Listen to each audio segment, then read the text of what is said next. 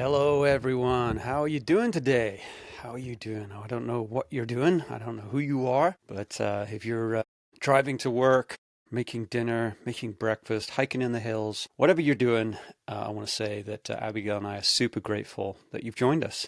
We really do hope that these conversations are interesting, that you're enjoying your time with us. If you haven't already, please subscribe. You can follow us on YouTube as well. You can share us with your friends, and we'd be so grateful. Our guest today is a friend of mine. His name is Jaxon Howell. I've known Jaxon for many, many years. He's got a very interesting life. He's got one, and he's had one. And this podcast is going to kind of walk through some of that. I'm not going to share any more because you have to listen to the podcast to find out. Before we dive into the podcast, I do want to mention that Jaxon is a hat maker. And I have one of his hats right here. This is my daily wear around the farm. This hat was custom made for my head. It won't fit because I got headphones on. I picked all of the colors. I picked everything in the brim. These stars represent the band I used to be in, Little Star. No, these stars represent my company, Little Star. This is his signature. This little, you can't really see it with the light. Yeah, the nail. I picked the color. I picked the shape of the hat. This hat has all of my children's names engraved in the top, so you can kind of see there. It's backwards, but there's Raven's there, Jasmine, Amelia, and Gabriel. And then on the inside, it's got a little phrase that I had asked for. Seeking, lost it away from the mic. Seeking is a way of discovering, of finding. Yeah, I should read that more often. And a little note from him on the inside here. So anyway, these hats are amazing. They're custom. If you're looking for a gift for your husband or wife or spouse or friend, this would be a great idea. It's kind of something that you keep for life, like I've got my dad's belt. It's the only thing I took from when my dad passed. The only thing I wanted was his belt because I remember him wearing it and it's got all of the wear and tear of a man that I knew. These things like belts, watches, pocket knives, hats are something that your kids can take if you have kids after you're gone, and they show the wear and tear of your life. And so this hat is covered in sawdust and whatnot. So anyway, I will add that in the description. So without any more rambling from me, let's dive into this conversation with Mr. Jaxon Howell. Hope you enjoy it.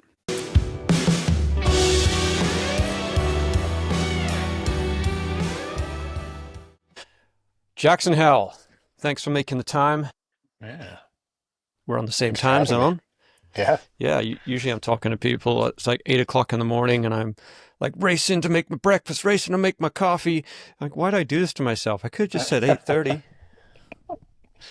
So, um, where did the whole trafficking? You became a mule. So, Like, where did that start? Where'd you meet the guy? How did that all start? Because when I met you, you were the last person on the earth that I would think would be trafficking drugs. so did I. Like seriously, you were just like not interested, in my opinion, with doing naughty. You're pretty fairly just run of the mill. When I found out that you were being arrested, I couldn't believe it. Like Yeah. sometimes people arrest that. Yeah, I could see that coming, Oh, but I not. nobody saw that. I didn't even see Which that coming. made you the perfect mule, right? Yeah. So, I mean, basically what led to that was 2006, I started my own business doing home renovations and like cabinetry and stuff like that. And seven rolled around, and my second wife and I were, things were just kind of falling apart with us. And so we split. We ended up selling the condo that we had in 2008 when the market like crashed, and, just bad timing. And like instead of us walking, like we basically walked away with almost zero profit on that place. And I just, business was slow, and I was just accumulating debt, and uh feeling like like I didn't even have that much debt. Like I'm talking like, when I think about it now, I'm like, oh, that's not much. Back then it was a huge amount to me. It was like 40 grand, and I was Uh-huh. just like at a loss, and I'm like, I don't know how I'm ever going to get out of this, because I was like barely making enough money to live on back then. And it just seemed like it was never ever gonna, go away. I didn't and I didn't go seeking this opportunity. This Yeah. was literally me talking to a former friend of mine about my situation and just feeling sorry for myself and being like, I don't know what I'm gonna do. And then he just like called me one day and he's like, hey, my cousin's gonna reach out to you. He might have some work for you. And I'm like, oh, okay, cool. Of course, my thought was like, oh, he wants to get some kind of, kitchen renovation done or something like that. And so his cousin calls me, I go and meet up with him, like my immediate thought when I met up with him, I was just like, I don't know, something shady about this guy. And we sat and we talked, and he offered me this opportunity. And I was just like, I'm like, Where'd you I guys don't know. meet? I'm like, Like at his house or just at like a no, just at a restaurant. And, I mean, I was just like, do I really want to do something like this? This is like, how did he present obviously, it? I mean, he was pretty straightforward with it. And, he was just like,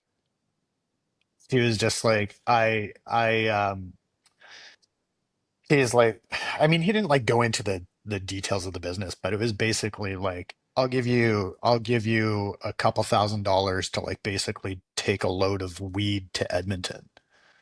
And I was just like, okay, like I didn't agree to it at the moment. I was just like, huh, like okay. And then, I'm like, how often would I be doing this? And he's like, well, he's like, you could go once a week. And like at that point, I was just like, holy shit, like that's like $8,000 a month. That's like way more. Like I might have been making 3 grand a month back then. And I was just like, this is, way more money than I've ever made, had ever made. And anyways, I went home and I thought about it for, I don't know, a few days or something like that. And then finally I was just like, okay, I'll give this a go. And I mean, like by the time it actually happened, it was months later.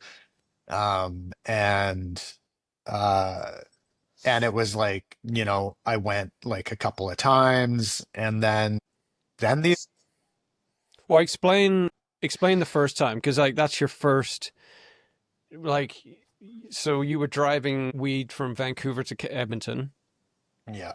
in their truck, in their vehicle, Yeah.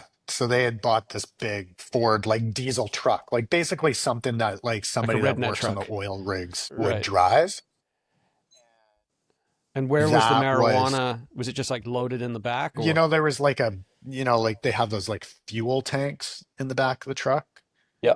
like those big like rig trucks. And it was like there was like some kind of secret compartment built into that thing. Right. And Uh, I don't know. I never like that's the thing is I never handled anything. I No. literally just like I would just get in the truck, drive, drop the truck off somewhere, pick it up again later, take it back to Vancouver. So that first drive, how did that feel? Were you like nervous or were you Oh, just I like, was yeah, it's fucking no big so nervous. sweating Yeah. bullets the whole way to It's like Edmonton? you see Cop a car. cop drive past on the highway and you're just like, yeah. It's I hard was to like, Nothing to really, see here. yeah. well, now when you talk about So weed, because weed's not illegal, it's hard to remember that being taboo as well. I know. You think, Yeah. well, that's not a big deal, So just driving around with weed in your car. But it was a big yeah, deal in those exactly. days. Back then it was, yeah. So yeah, and then, Got easier you and know, easier. well, yeah, after I think I had done it maybe like 3 times or something like that. Like it wasn't like I didn't end up doing it. It wasn't like once a week that I was doing this, like they said. Yeah, yeah, yeah. But then, yeah, I kind of just got to a point where I was just like, you know, like I didn't even really, not that I didn't think about it. Of course, I always thought about it, but, you know, I don't know. I just got like kind of used to it. And then these guys got ambitious and they're like, oh, we want to start taking stuff down south. And I To was the just States. like, yeah. And I was just like, no fucking way am I driving shit across the border for $2,000. And they're like, oh, no, no, this will be much different. They're like, what did they say? I think they were like, it'll be more like 50 grand every time you go. And I was just like, and again, like, I mean, it wasn't something I was just like, sign me up. Mm. I was just like, okay, this is, this is a much bigger deal, you know? And wasn't the product Um, different for the States? Wasn't it pills? yeah, it was pills.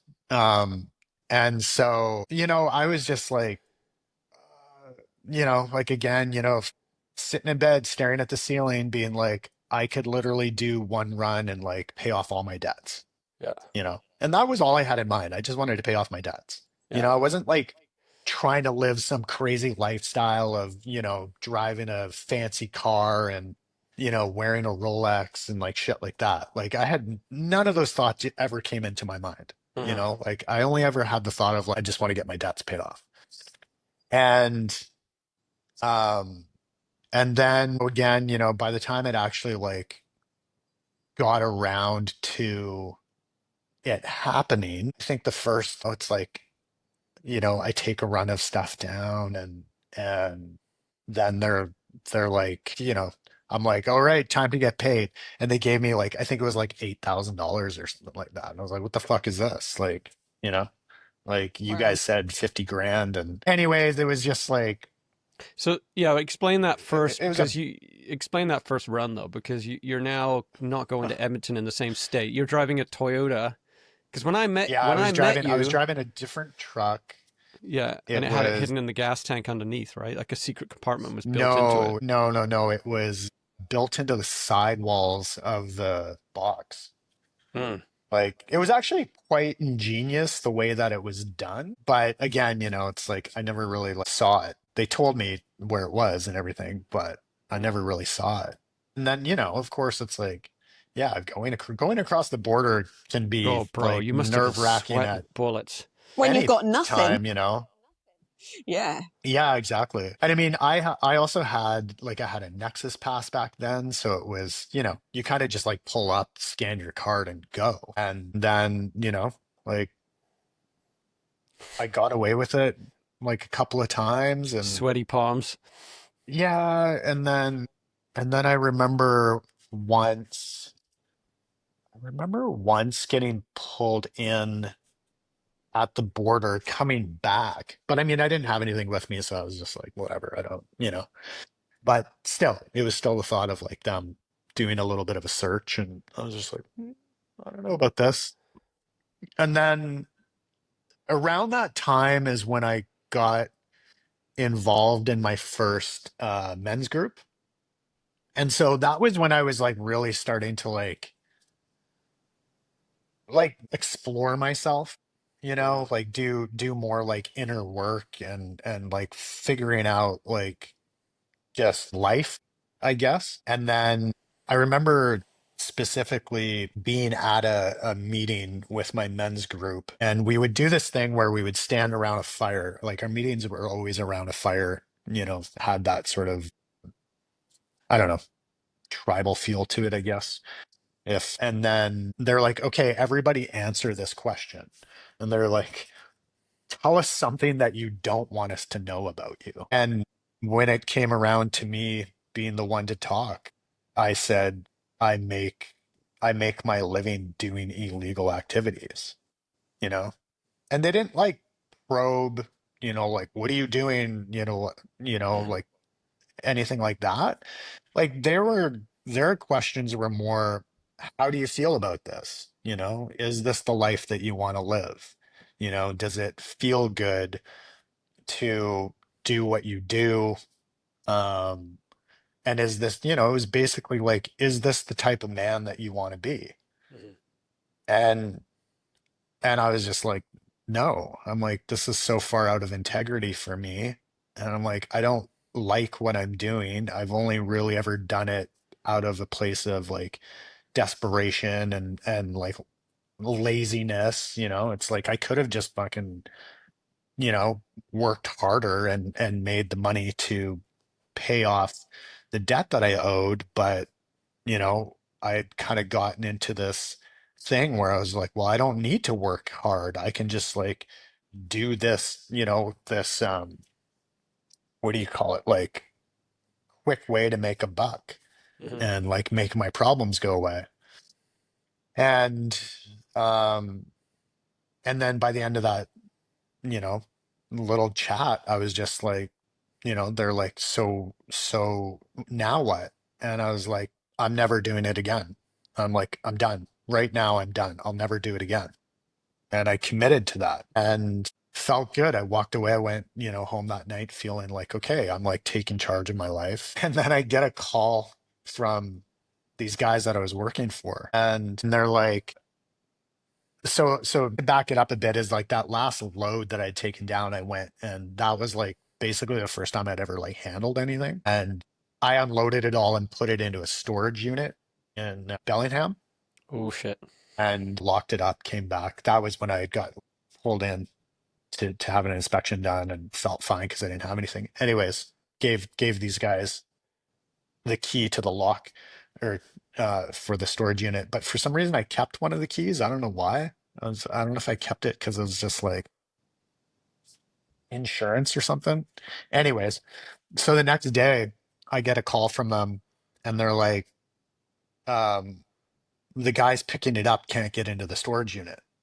I'm like, what do you mean? They're like, the key doesn't work. And I'm Oh like, did you no. give them the right key?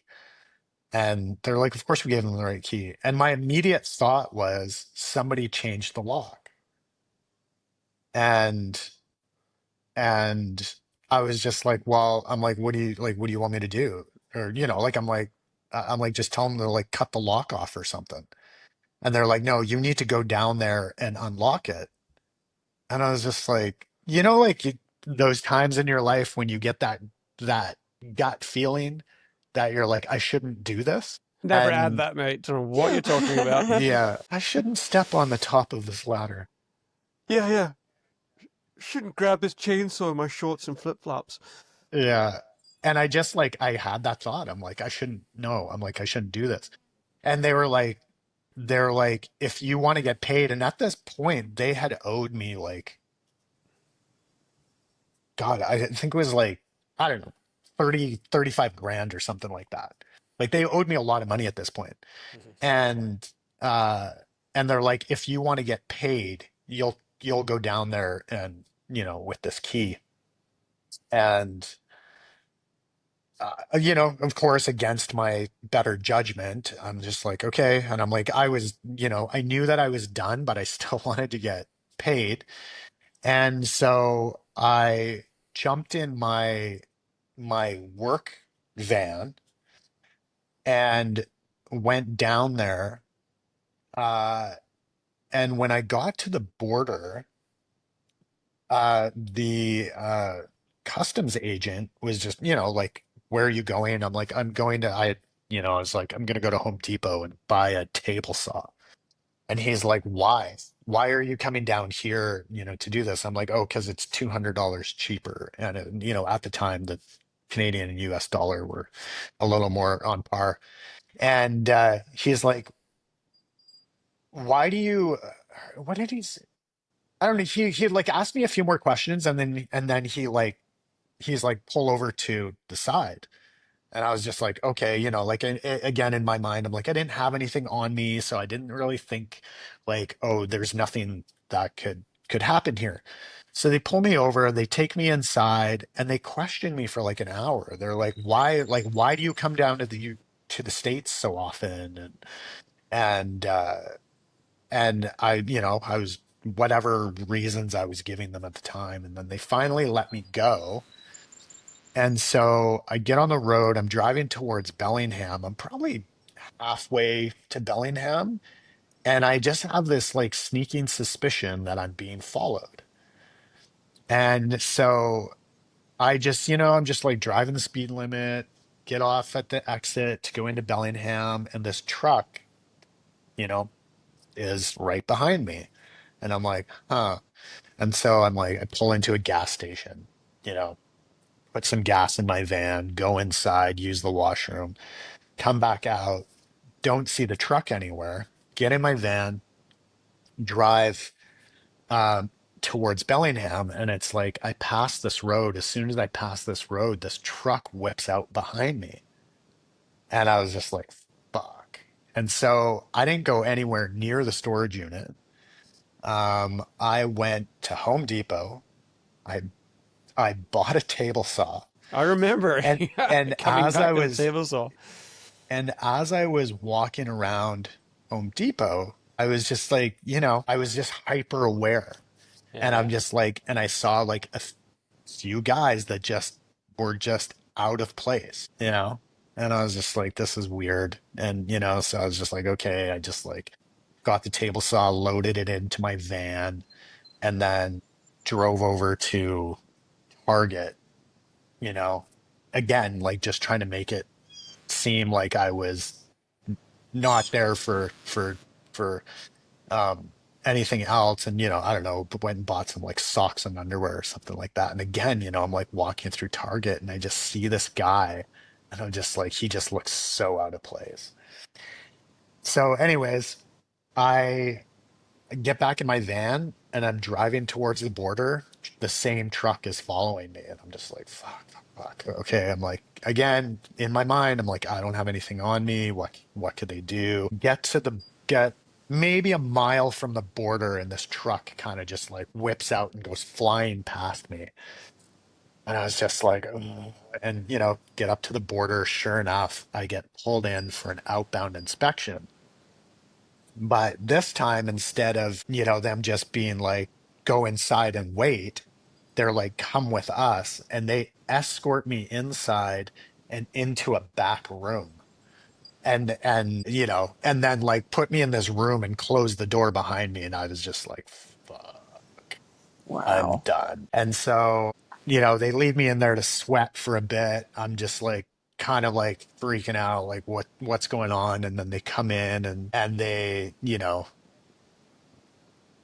they do the whole thing of like basically like, well, we know what you did, so either you can confess or like very, very cliche. Like either you can confess or, we'll get it out of you somehow or whatever it was like. And I was just like, I don't know what you're talking about. And then they're like, we've had you under surveillance. So as it turned out, the last time that I had gone down there and I had taken this stuff and put it into that storage locker, I was under surveillance the entire time. They followed They were you. the ones, they followed me. They were the ones that changed the lock on the No. storage unit because they cut the lock, confiscated the load, and put a new lock on it. It's just like, and So they were you trying to know, bait you back there then. oh yeah, yeah, yeah, yeah. Interesting. But then they're telling me like you're looking at 20 years Wow. and I was just like, oh my God. And then they're like, we're gonna leave you for we're gonna leave you here to think about it. And I was just like, I literally just like broke down and I was sitting there and I was just like shaking, thinking about like literally like spending the next 20 years in jail. Like I was like, how old was I at the time? I was like 32 at the time. Hey, one sec, And Jackson. Do you have a fan going on all of a sudden? no, Oh, it's just like a real hiss. Oh, maybe it's just the recording. Okay, carry on. yeah, maybe. So you're sitting in the room Um, freaking out. so I'm sitting in the room, I'm freaking out, like, literally, I'm just like, are my friends still going to be around, in 20 years? Like, literally, just like, I was just like out of my mind, didn't know what was going to happen. And so they come back in. And I was just like, yes, I did, I took it, I put the stuff there, and like, like confess to it. And then they're like, well, we know that you're just like a mule and we don't want you. We want the guys that you work for. And I'm just like, I don't even know them. Like, I barely have any contact with them and whatever. And so then they're like, well, we have no choice. Like I mean, they straight up, they were just like, we don't want to arrest you, but we have no choice. And I'm like, you have a choice. I'm like, don't arrest me. Let me go. And anyways, and so they arrested me. And I have to say this, like, like there's so much, like I know, like there's a lot of shit going on, like right now in the States, and that, and a lot of people are just like, oh, we had like the worst interaction with the border agents. And I'm like, throughout all of this, these guys were actually quite polite to me, And this was surprisingly. the Like, Americans, right? Not the Canadians. those was the Americans, yeah. Like you'd think it would be like a throw you up against the wall and put handcuffs on you and Yeah. like that kind of stuff. And I'm like, Yeah. it was not like that at all. They were actually quite Civil. civil about it all. And I was just like, and I mean, it's not like I was fighting it, No. but You got anyways, me. so I remember because I knew you, like, to fill in the context of where I was in this story. So I Mhm. knew you I knew when I met you, you had that Toyota Tundra, which was your trafficking Mhm. drug. And I remember Yeah. often thinking, what does Jaxon do? Because he always seems to be like at the beach or and it's like sort of working like 2 hours a day on the tools, but then he's never really, and then you would be like, I remember one time I called you and I'm like, hey man, what's going on? And you're like, yeah, I'm just driving to Seattle. I'm like, what are you doing there? He's like, I'm going to get some jeans hemmed. And I'm like, you're going to Seattle to get some jeans hemmed? He's like, yeah, I really Really? like this. Yeah, I really like this seamstress person or whatever down there. They do a really good job. And I hang the phone up and I'm like, had a 2 second like thought, like, what the fuck? Whatever. And then I remember you coming back with tools. And then the day you got arrested, because I was dating Tara, who was a really Yeah. close friend of yours and worked with you. And Tara calls me and she goes, Jaxon just called me. I have to drive to the border and pick up his dog. Oh yeah, I had my dog with me too. Yeah. And I'm like, okay. And Tara was feeling a bit loyal to, she knew what you were doing and I didn't know. I think you had told her, but she had kept it private from me. And she's like, yeah, it's a big deal. I'm like, at the point, I'm like, I don't know what's going on because I had no clue. And, and then the story started to filter Yeah. the gravity of it. Yeah, I mean, it was like I think I'd only told like a couple of people um Mm-hmm. that I was like super close with what I was doing. And I mean, it's again, it's not something I was proud of or embarrassed of than anything. But, And how long So did then you you end up? yeah, got, then Sorry. well, I Well, mean, well, just, okay, so then I there's the got whole, arrested. They took me to a county jail, which spending one night in that county jail and thinking this is what the next 20 years of my life could be was just horrific. It was yeah, probably like the most, like when I say horrific, it was just like the conditions in there were just horrible. Like the guy that I was sharing a cell with was like, it's clearly some kind of addict. He was like covered in sores and just like bugging out, scratching himself the whole time. And then uh sitting around just like nothing to do, like I think I had found a book or something like that. Just trying to occupy my mind. And then they like feed you food, and it's literally like it's like funny you see this in like movies of like either in like prison or like a high school cafeteria or something, where they literally just take a scoop of gruel and dump it on a tray. Like that's literally what it was. And I was just like, fuck my life, and then the next day they took me down to Seattle to the federal court to like get arraigned. And then I met with like a court appointed lawyer down mm-hmm. there. And so I had a meeting with her, and the first thing I asked her was like, am I really looking at 20 years? And she's like, is this your first crime? And I'm like, yeah. And she's like, was it non-violent? And I'm like, yeah. And she's like, no. She's like, you're looking at maybe 3 to 5 years. And I was just like, huge relief because it's not 20 years. And then she's like, I need you to interview with this other person. Like it was basically kind of like a social worker. And I'm like, okay. And she basically just asked me like my life story. And then at the end of it, she was like, I need somebody to corroborate this information.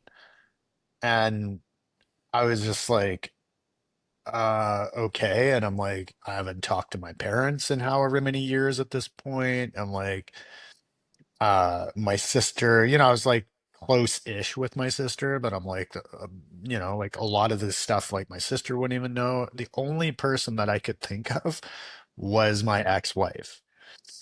And so I'm like, I don't want to get her involved because we were That's kind of like, Monica.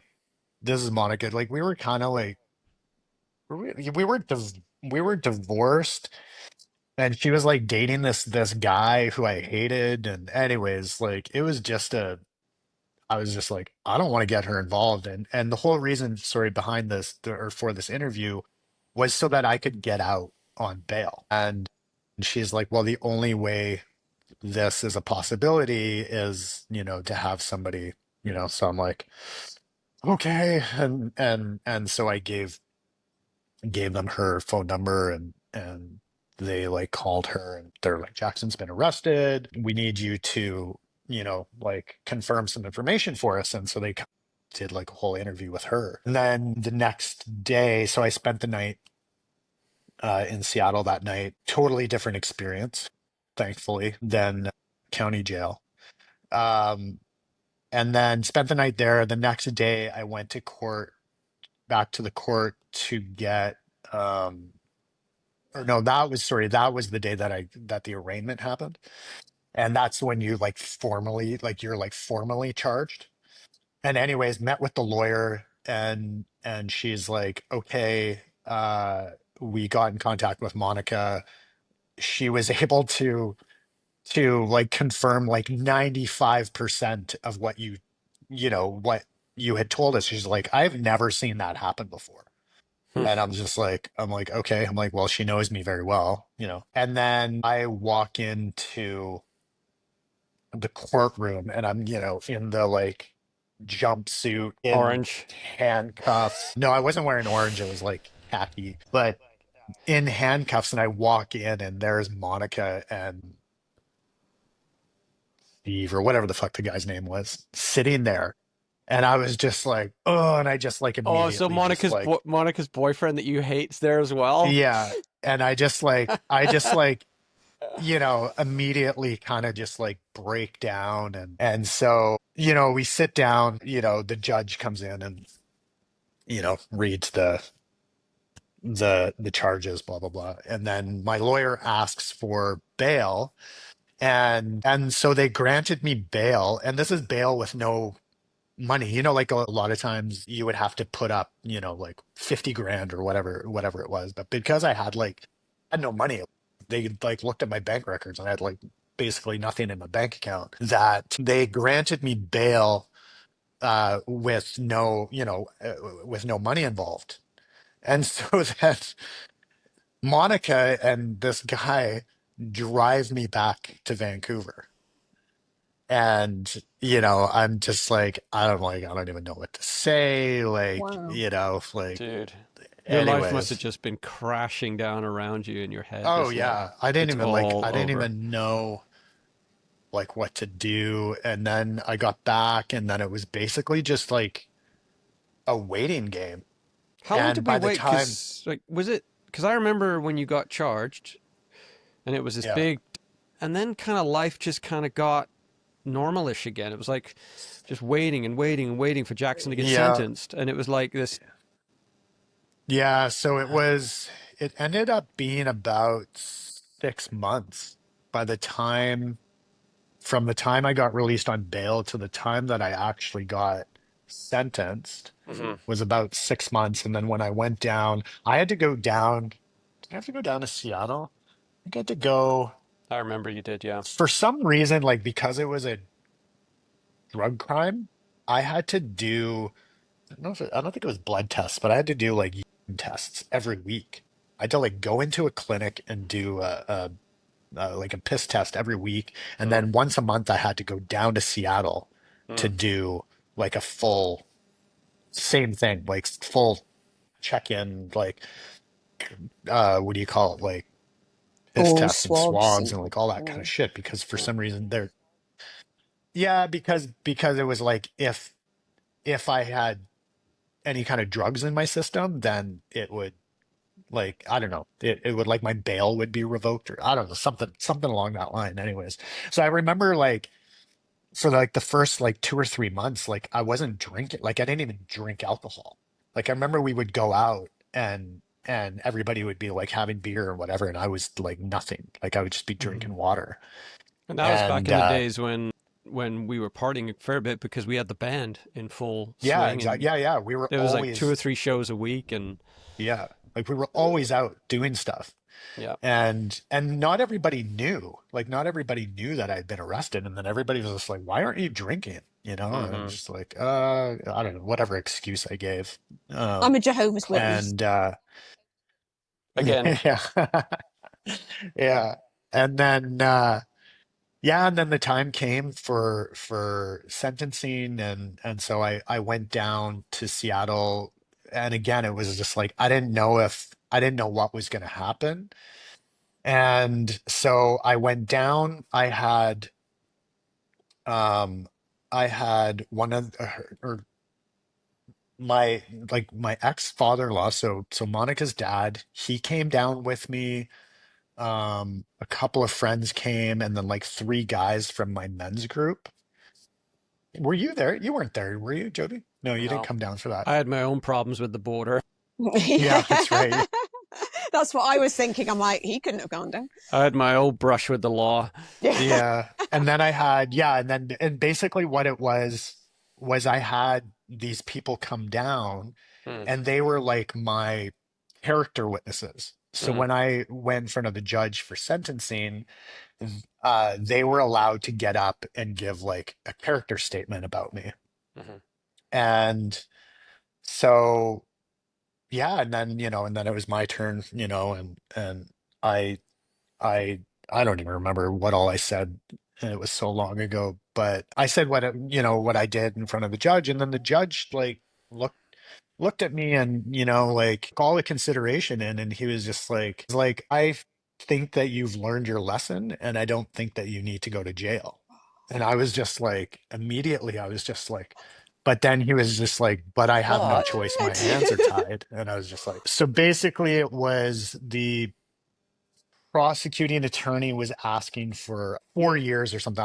I honestly don't even remember what it was. It was asking for 4 years. My lawyer asked for a year and a day and ended up sentencing me to like, it was like the midway point. It was like 28 months is what I got sentenced to. But then they asked to allow me to self-surrender.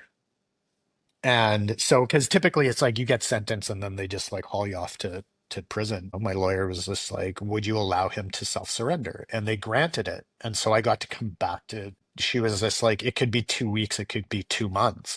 And I was just like, "I'll take every bit of time I can get." So I came back to Vancouver and just like soaked up every bit of every one of my friends that I could, hanging out and spending time with people. And then it ended up being like closer to 3 months by the time, I got a letter and it was like, you have to report. And we also had asked for me to go to a facility in either like Washington or Oregon so that I could be close to home. And they sent me to Mississippi, literally the fucking furthest away other than Florida that you could possibly send me rough is part of where town. they, and just like literally in the middle of nowhere. Like, so I being that I remember self, we before you left, we threw you a concert, and everyone wore these T-shirts that said "Free Jackson," or it's like these prison T-shirts. I know, Yeah, yeah, it was honestly, it was so surreal in that this massive life-changing thing was about to happen. Oh, it's not like, like most people that get arrested, it's just like you get arrested and you go straight to jail.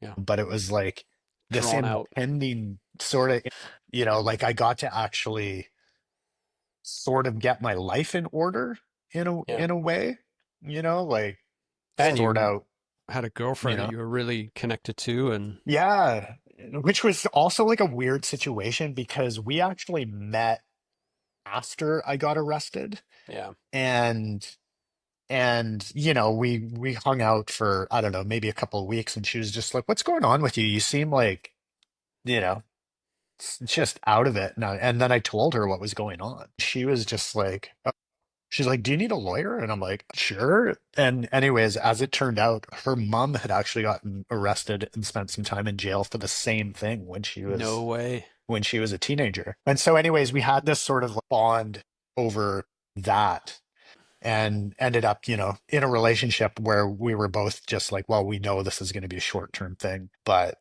ended up Yeah. like falling in love and it was hard to obviously like say goodbye to her when I had to go, and then we like kept in touch for the first few months that I was away, and then inevitably it just like you know kind of Hmm. fell off. But I yeah, I remember, mean, like, yeah, I remember you being on the phone with me because we got really close and you were walking towards the jail in Mississippi. You were like, dude, I'm sweating my balls off here. I've got my yeah, bag. This is my last phone call before I have to hand everything in. And it was like, yeah, I remember being on the other side of this, like, it's like waiting for Christmas, but Christmas was never coming. Not that it was a good hmm thing. It's like, when are you going away? I don't know. So we were all like, anyone who was close to you was just this limbo situation with Jaxon. Like, we don't know when he's going. It was nothing. We couldn't settle, do anything, or plug it. Like, it was always like, I'm leaving soon. I just don't know when. And then it it was so was, like it was so weird. Like, yeah, yeah, like you said, like it was basically this limbo state of like what do you do? And yeah, then and then the crazy thing is because I was self-surrendering, I literally had to pay for my own like flight. plane ticket to go to Mississippi. Yeah. And I I remember getting on I remember going to the airport. The girl that I was seeing drove me to the airport. We said our goodbyes. I walk up to customs. I don't even have a passport at this point Hmm. because they took my passport, like the US Customs took my passport away. Hmm. And I just hand him a piece of paper that says I'm going to self-surrender for prison. And he just like he kind of looks and he's like, "Where's your escort?" And I'm like, "What do you mean?" And he's like, "They're just letting you go by yourself?"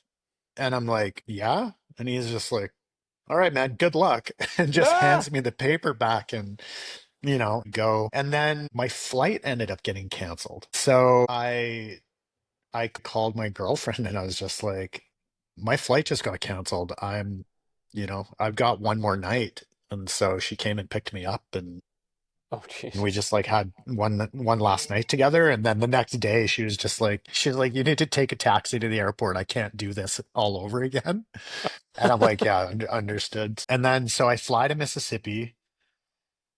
Um, after I don't know, I think it was like with like two stopovers, get to Mississippi, spend the night in a hotel in Jackson, Mississippi, Yeah. and then the next day I get on a bus and drive 2 hours out into the middle of nowhere, get off at the bus station, get into a taxi, and he's like, "Where are you going?" I'm like, "Adams County Correctional."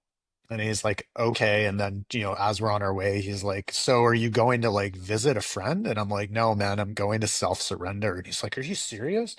It's just like, wow. And then he drops me off and he's just like, I'm like, "How much is it?" And he's just like, "No charge, man." And, No just way. like, and then, yeah, I stood out in the parking lot for a while, Mhm. and like I called you and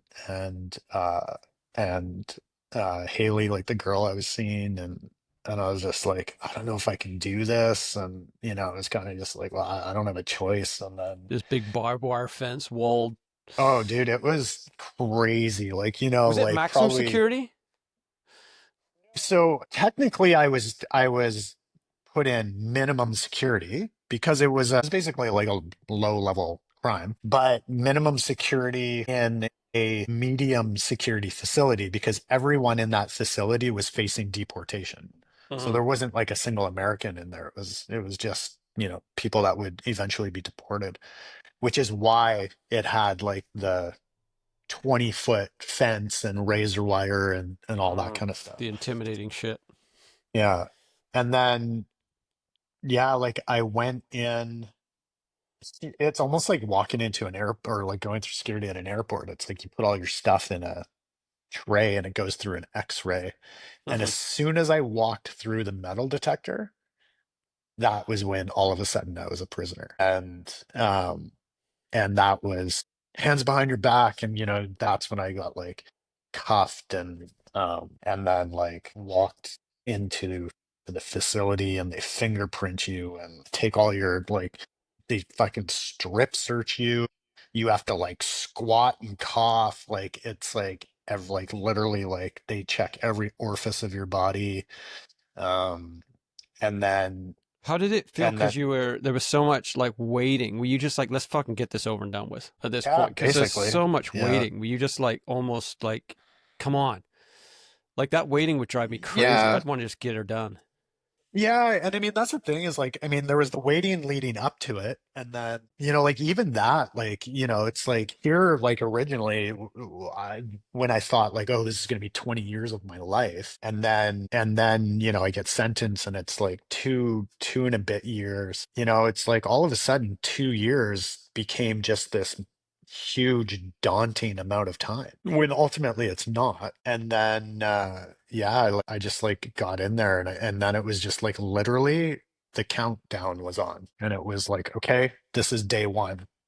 I've got x amount of days to go. So day one in the jail, like when you do the cavity search and the whole bit, the humiliating part, and then you walk in. Yeah. I mean, we've all seen the movies, right? And everyone's like, the new kid just got dropped off. Is all that bullshit? Yeah. Yeah, I mean I basically, I mean, if mean you're the in thing maximum is like, security, maybe different. yeah, different, definitely different. Because maximum security is where you like want to walk Lifers. up and like knock out the biggest guy that you see to I could see basically you prove doing yourself. that. No, I mean, it was nothing like that. But I mean, the thing is, like, I walked in there on a Friday. I think it was a Friday, Mhm. like late in the day on a Friday. So I didn't get to go like out into the general population. Like, I got put into a room and I was in there for 5 days by myself. And, because it's basically like for intake. And so you have to go through uh like an intake interview. You have to get like medical examinations done because they have to see if you've got like the big thing down there is tuberculosis.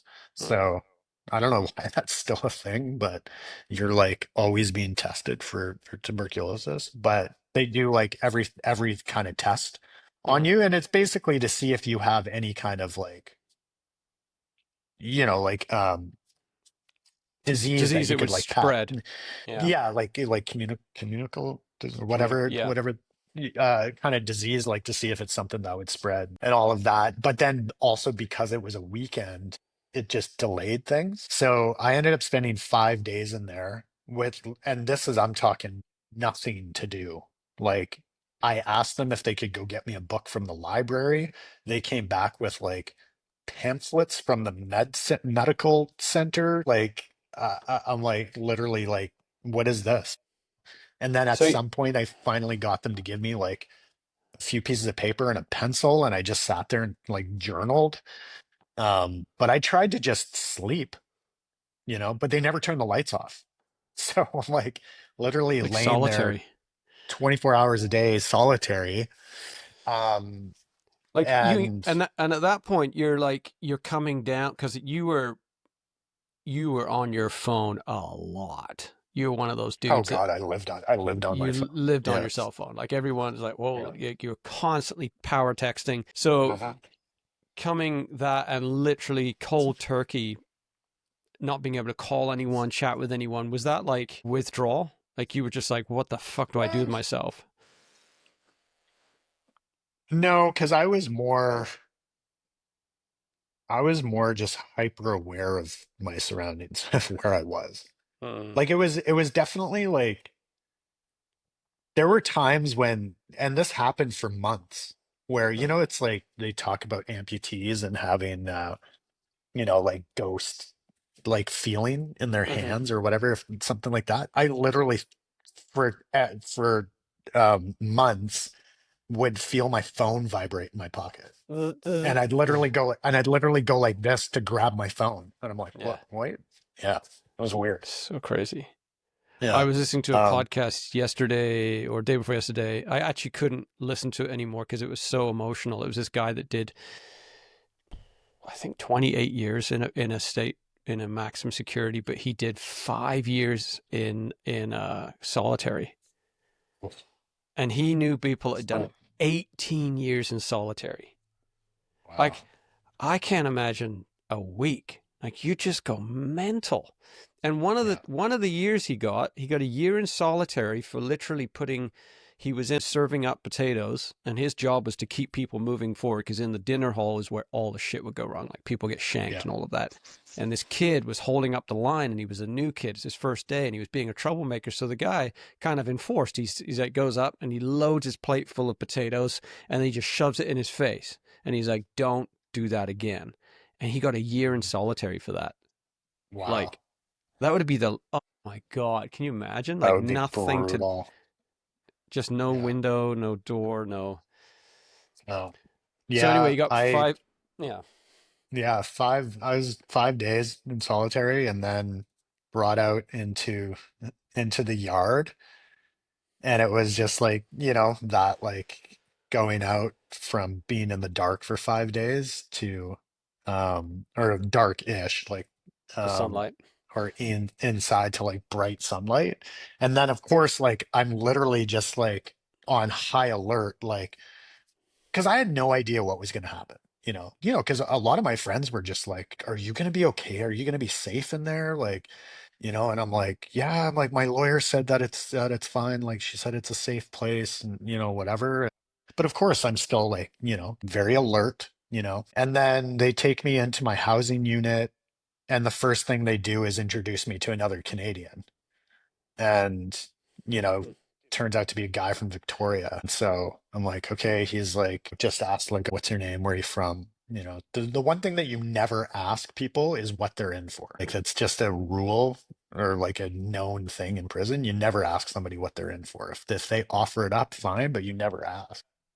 And then he's like, I'm going to introduce you to some of the other Canadians. And I'm like, okay. And so they put together, all the Canadians like put together this little like welcome care package for me of snacks and um, like, like a bar soap, like basically just stuff from the commissary. Mhm. And, came over like with a bag of stuff and they're like, here, this will get you started kind of Mhm. thing. And I was just like, holy shit, that's so nice of you guys. Thank you. And then the guy that I got introduced to first, he's like, do you need me to like reach out to somebody for you? Like, let them know that you're okay? And I'm like, yeah, he's like, I'll be talking to my wife soon. I can have her call somebody. And so I, said, yeah, here's, my girlfriend's number. Can you have her call her and just like let her know? Because I mean, she wouldn't have heard from me for at least 5 days, right? Yeah. Anyways, so I'd had his wife reach out to her and be like, he's here, he's okay. Like, you Mhm. know, and then life began. And it was just like getting used to, Refried beans and yeah, the food in there was, ugh. Um, but yeah, I was just getting used to a very like structured life. Mhm. Literally, it's like you have to be awake at this time, you have to eat at this time, you have to do this at this time, you have to do this at this time, like, um, and standing up. Like, I think we got counted like 5 times a day or something like that. And it's like you like stand up next to your bunk, you don't say a word, you just like, a lot of rules to follow. Mhm. But then, it's like as like probably the first 2 weeks in there felt like 6 months. Like it Mhm. took forever for the first 2 weeks to pass. And then it was just like, slowly and slowly and slowly, like things started to just become normal life. Did you have And one then, person in your jail cell? One other person? so when I first got there, yeah, it was just like I shared a cell with, did I even share a cell with somebody? I might have been by myself. No, And I did. I shared a cell with somebody else. And then I got moved into a housing unit where it was basically like a gymnasium that just full of like bunk beds, and there was like 150 of us in there. So, right. yeah. But yeah, Uh, then it just, like I said, it just kind of you just got used to the day to day, and it was like the same thing almost every day. yeah. And did you have to like? Did they have a bathroom in the cell? In the cell they did, but in the dormitory or whatever you would consider it, it was all open. Like it would be, they'd have like toilet stalls and it would have like a little low curtain. That was it. And same That, thing with the that showers. must have been hard to get used to. Just Very hard. taking a dump with other people looking at you. Yeah. Yeah. Luckily you had at least like a curtain, Oh yeah. but yeah, it was brutal. And then, So yeah. so you did a lot of reading. Probably made a lot of good friends in there. Yeah, so like that's the thing is like having all of that time leading up to going there, Hmm. I I just, like I had gotten more involved with my men's group. I was doing more just like personal development work. And so when I went in, I like went in with a mindset of like I'm going to make the best of this time. And so I didn't do everything that I set out to do. I was like I'm going to learn Spanish while I'm in there, and like I'm going to write a screenplay, and like I didn't end up doing that stuff, but I ended up journaling a lot. I read, I don't know, like 80 books while I was in there. Yeah, I made friends. Like I ended up becoming like good friends with a guy from Burnaby and a guy from Toronto. And so, I hung out with those guys every day, and whatever, we either like play cards or basketball or whatever, like I mean, then the good thing is that you were at least able to stay active in there. The only thing Hmm. they didn't have was weights, Mm. like, but you could do kind of everything else. Hmm. And then, but yeah, I mean, every day was kind of the same. It's like you get up, you go for breakfast, um, either go to one of the yards or go to the gym, go to the library. Evenings, are typically spent like watching TV. It's like everybody would get together and watch like the same TV program that came on, you know, every like once a week kind of thing. I The remember food was you could call out too, right? you could call out, but I mean you had to pay for it, and it was expensive. It was like $1 a minute to call Mm. out, and you were limited to 300 minutes a month. So I mean, like, and I mean for me, I was so used to like I was quite a social person before I left, so I wanted to like keep contact with my friends, but Hmm. it was like it was tough, like Mm. because I didn't go in there with money. I think I had like $80 to my name or something like that when I went in, like, in my pocket kind of thing. And so I was able to put that in my commissary account. And then, like friends, like, like you sent me money once in a while, like other friends would send me money once in a while. And, but I spent a lot of my, yeah, like basically any money that was in my commissary account, I spent like calling people just to stay Oh. connected as much as possible with the outside world. Yeah, I remember getting those phone calls. You always knew it was the phone call. Would you accept this call Yeah. from? And I remember being on the receiving end. It was difficult at times because you were moving at like this speed or Yeah. even slower, and we were out here doing what we always were doing, running a business, rushing Yeah. around, and so you get this call in the middle of the day. Hey, how's it going? Yeah. Because you're just like super mellowed out, like nothing's happening fast. There's no rush for anything. And I'll be like, yeah, I remember being at Home Depot or whatever it is, grabbing stuff, and your life was very uneventful, right? Like after you Yeah. got into the routine of it. And I remember it sometimes being difficult to slow my orbit down to Oh, I actually can being able imagine. to engage because, yeah, it was very obvious there was two different speeds here. Yeah. But Yeah. so Even when I got home, it took me a oh while man, to reintegrate. but yeah. And then you got transferred to Canada. And I remember you telling me one day that you didn't take a Yeah. dump for like 3 days. It was so stressful or something. 10 days.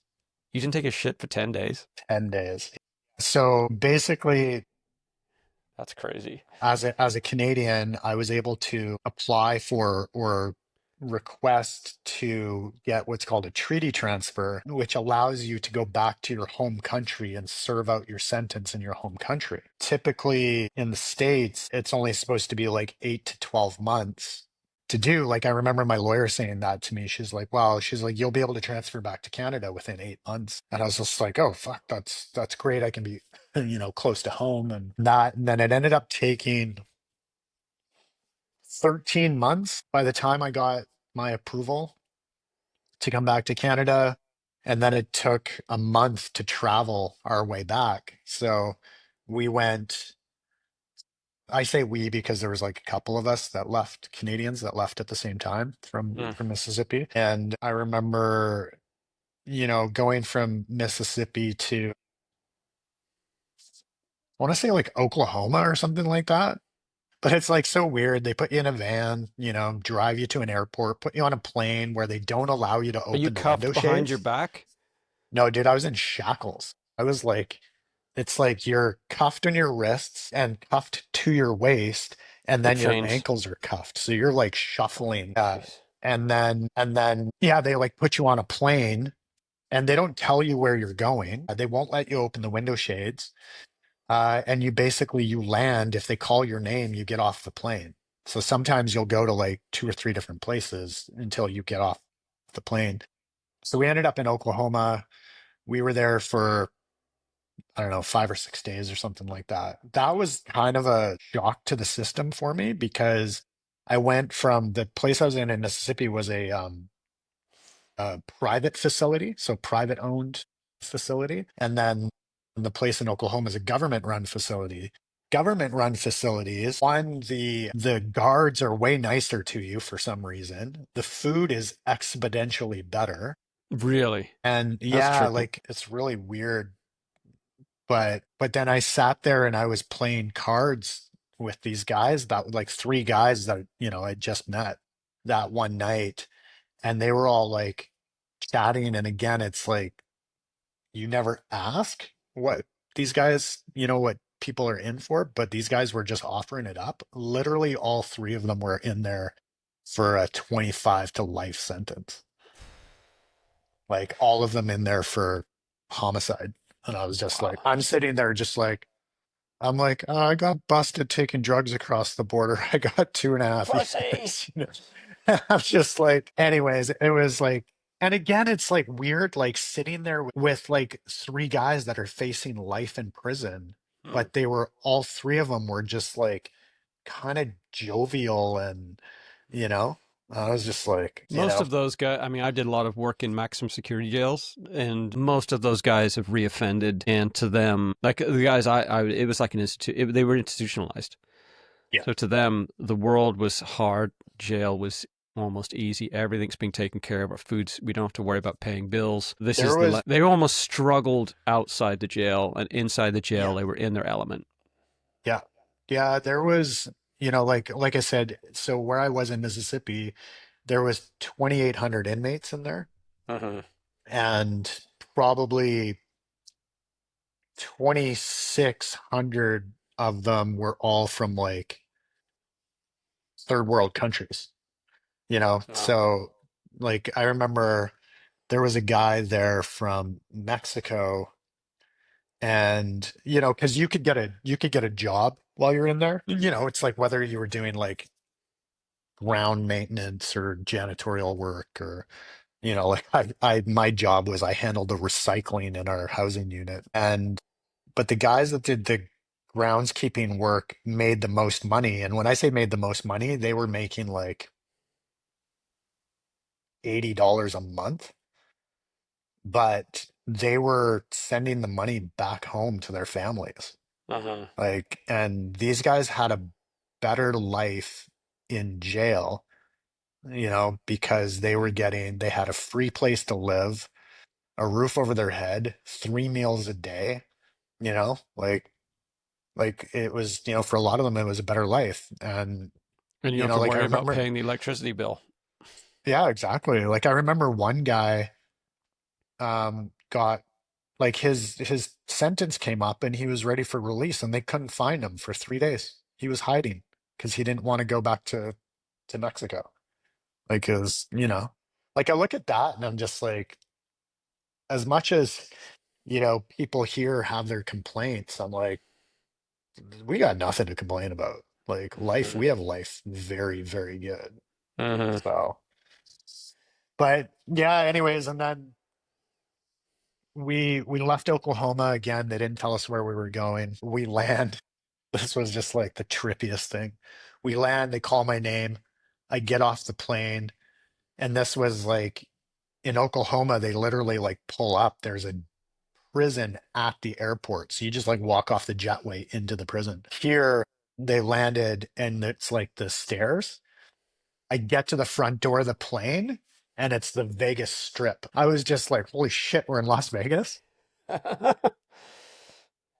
And then, it's like you walk down the stairs, get onto a bus, and then they drive you 2 hours out into the desert to this like facility out in the desert.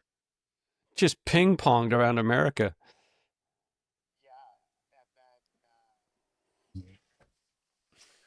What do you call it? We get out to the desert, and then this is one of those places where it's a private facility again, so you're back to eating like garbage food. But we're in a dorm, but it's a smaller dorm, and all the toilets have no curtain on them. So you're sitting on the toilet and literally everybody is looking at you. Someone sitting beside you on the cab. It was like stage fright or whatever. I could not go for like the entire time I was there. I ended up like going to the medical center and getting like laxatives. Yeah, 10 days And is I was that's just like my stomach painful. just fucking hurt. Yeah, it was brutal. And then I got woken up at like 4 in the morning or something like that. And they're like, get yourself ready, you're leaving. And I was just like, "Oh, okay." And then they put us on a plane, whatever. And then we ended up in Seattle. And as soon as we got there, as soon as I got off the plane, and I just knew I was in like the Pacific Northwest, and I was just like, oh my God, I'm almost home. And yeah, and then we spent, I don't know, it was like another 10 days or something like that in Seattle. And again, it was a government facility like there, which was, I don't know, when I look back on it, I'm like, this is such like a crucial thing is that there was email. Like you could email people. And it's not like you're like logging into your Gmail account, but you could like literally set up an email account Uh, and you could email people. And I'm like, what a great way to keep in communication. And it's like they had a delay on it, so you couldn't use it as like a like instant messaging. They'd have like, I don't know, 30-minute delay or an hour delay or something like that on emails. But I'm like, I don't know, like something that I think is so important for people that are in that situation is to be able to stay connected uh, to the outside world or to their family.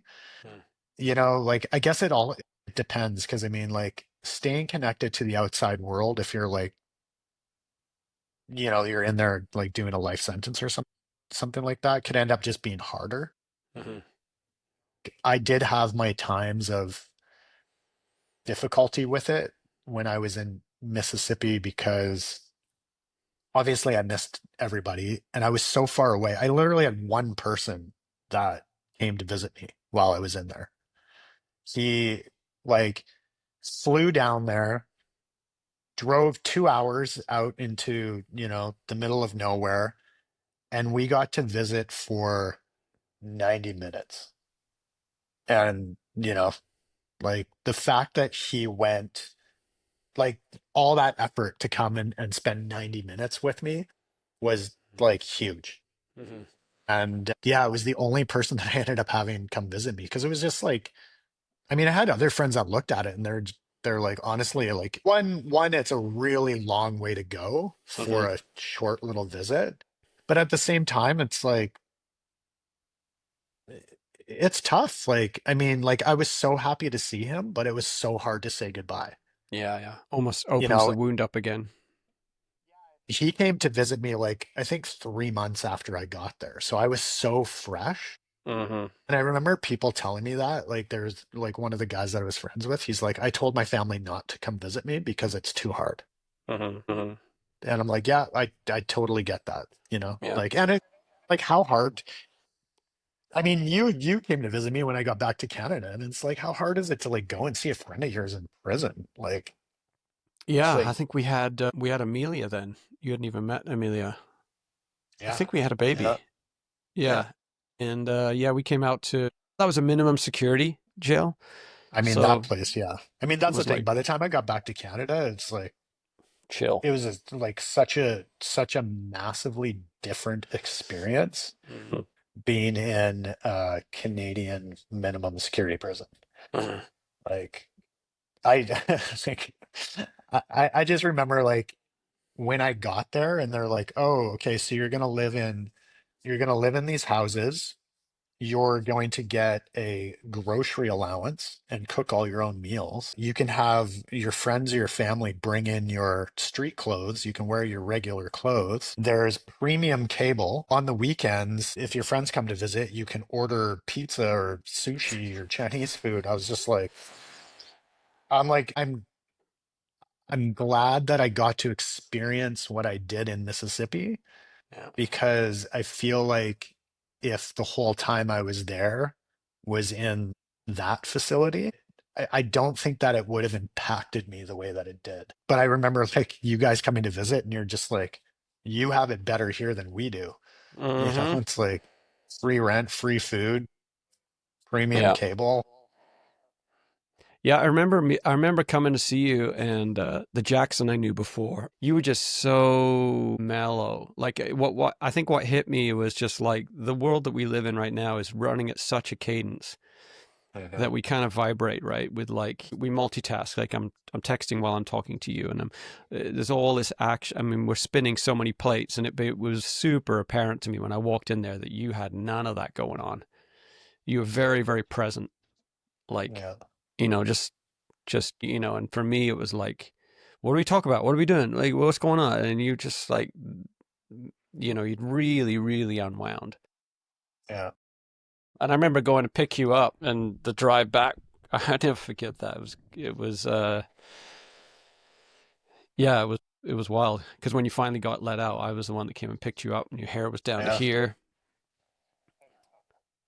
And I was like running a business back then at 100 miles an hour. I mean, Yeah. my business was in a crazy place where I was like, my phone would be fully charged 8 a.m. and dead by 11. Yeah. I mean, Yeah, it I was, remember because I think it was right after I left is when your business really took off. Like mhm. you were busy before I left, but then your business just like blew up overnight. Yeah, because I quit the band sort of, or Yeah. unwound the band and then put all that energy into Little Star. Yeah. Yeah. And I remember driving back and it was weird. It was just different. I think I could feel the shock of like my phone was ringing off the hook, and you just like all this traffic, and Yeah. we went to White Spot at the Chevron. Remember, like, where do you Yeah. want to eat? It's like, I want a I burger. was just like, I want a burger. Yeah. Every time I drive past that white spot, I'm just like, oh yeah, that's right. My first meal when I came out. Yeah. Yeah, it was definitely a shock to the system, like coming out. And I remember sitting at your shop and a few people had come by to see me. And I remember sitting there in a chair and everybody standing around me. And at one point, everybody was on their phone. Hmm. And I was kind of just sitting there, like taking it in. And I'm just like, oh, I mean, part of me was just like, is this what I used to be like? And then also like sort of disappointed because I'm like, you're all standing here in front of your friend that just spent the last year and a half of his life in prison and you're all on your phone. And I Mm. think I actually said that to them, Mm. and then everybody was kind of just like, oh, yeah, you're right. It But makes you wonder whether we all like. Yeah, we were talking about this last night. We have Ben's here with his girlfriend Ben yeah, Hulse, and I guess they were listening to a podcast on the way over here that was pretty Black Mirror-ish, but it was a true account of this AI that has I think in Europe, in England. And so there was these like real accounts of these people getting into full on relationships with this AI to the point where one was getting married to the AI. Another one was okay. having a family with the What? AI. Yeah, no, for real. And now there's probably going to be lawsuits against the software company. One of these guys introduced his AI wife to his family at Christmas. And one of them, I think one of the people was, one of the guys was married to a woman who became like handicapped. And so the relationship really got kind of screwed up. And so she encouraged him, oh yeah, if you want to chat with people online, that's fine. But she had no idea the intent. And people were having like, one of the AI personalities, the guy was going for counseling because he said, my girlfriend, which is an AI girlfriend, I'm not sexually creative enough. And she wants this adventurous sex. And I don't know how to give it, like, for real. And this isn't made up. This is Wow. like, Okay. yeah, this isn't like some story. This is real life accounts and real Yeah. testimony. Well, And we're sitting there just been like, what the, like, we're on the precipice of like, of like chaos, man. Like, because AI yeah. is so, like, if people can have sex with AI and they can have a family and really, and this guy was in his 50s, like really believe it's real. It's like that movie Her. Yeah. So it But kind of reminds me of God, what was that movie? I think it was like Demolition Man or something like that oh with yeah, Sylvester Stallone. And they is had that virtual sex because it was yeah, they dangerous, had right? So for they put yeah, headsets exactly. on. Yeah. Just like But holy like shit. you coming from that like clean environment, almost like coming from the jungle of no data to like all of this, you like, we've been so used to this cybernetic attachment now, this phone, that we're kind of used to it, and we're used to being interrupted by a text when we're having a conversation and not really being offended by it. It's become so much part of our Yeah. life. Like, I was at the gym the other day, and this girl was there with her friend, and she had her phone. You know how people hold it kind of like this? Like, it's kind of like a handbag almost. And she wanted to do like dumbbell presses, right? And so she couldn't figure out, and I was watching her, how to get the two dumbbells over to the bench without, but she only had two hands and one hand had the phone in it. So she's like one at a time, and then the other one. And then it slowly, the penny dropped that she had to put the phone down to lift both dumbbells up. But it actually, I could see her fiddling around because Weird. it was like, oh yeah, I got to put Was that she down. recording herself? Is that why? No, Like, no, she was just oh, like so used to having it in her hand all the time that it's almost a oh, cyborg attachment. And so getting rid of it is actually a thought process. Oh yeah, I got to put that down. A little yeah, bit of anxiety, pick up both weights, and it's yeah. crazy. And I remember Like, that hit. I remember when you got out and you were like, because you were the king of text before you went in. Like, you texted like a yeah. demon to everybody. And then Well, and you got that's out. the thing is like back before I went in was even before social media. I mean, Yeah, it was just texting, right? like there was no like Instagram or anything like that. And I was just like, holy shit, if I was on my phone all the time back then, like now you look at it and it's like people just live on their phones. Like people run businesses on their phones, like literally Uh-huh. run businesses on their phones. Like I do the same thing. There's often times that I look back at when I first got out and I'm like, I wish I was still that way. Uh-huh. I was super present. I was so positive. Like I remember you saying that to me, or just like, Jesus Christ, like you're so positive. Like it's like anything that comes your way, you're just like, oh yeah, no, I can get through this. Like I came out of there with like such determination. Uh-huh. And then And everything it was a was gift just to you, like, right? Like, it seemed yeah, like everything was a gift because you'd had it all taken away. And now just simple thing like eating a burger at White Spot was like this incredible moment. yeah, yeah. And I'm like, God, I'm like, what I would give to get back to like that mindset again, you know? Yeah, And as isn't it much as I crazy? try, it's like it's difficult. It's really difficult. Yeah, we're being Yeah. poisoned, but we keep taking the poison every day Yeah. because it's so incredibly enticing. Yeah. Well, and then it's just like you know, you get life thrust back into your into your orbit of, you know, it's like, okay, now all of a sudden I have to pay rent and I have to feed myself and I have to pay bills and I have to go to work and, Yeah, you know, like I I remember. l Yeah, literally went from, I mean, ultimately a life of leisure to, you know, like being looked after to a certain degree to, yeah, like all of a sudden having to deal with life all over again.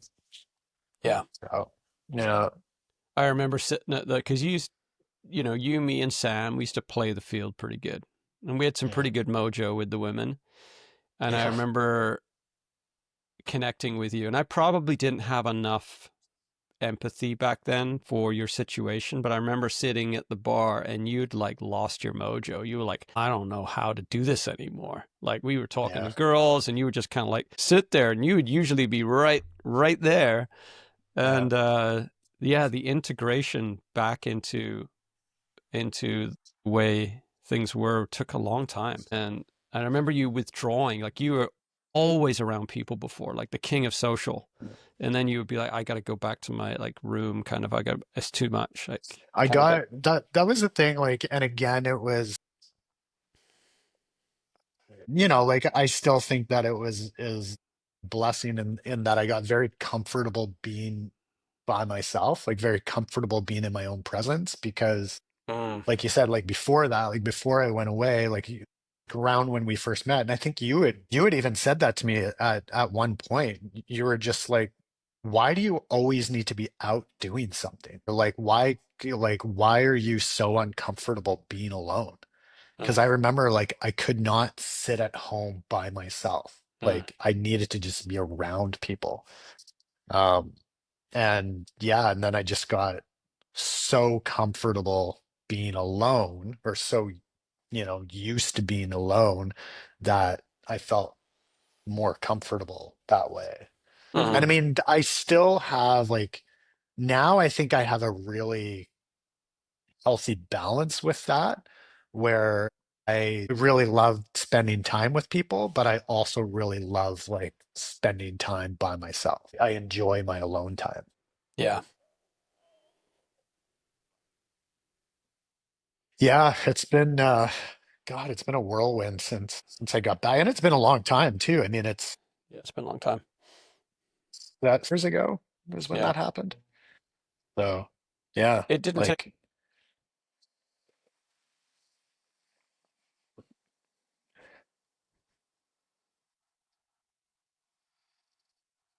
yeah,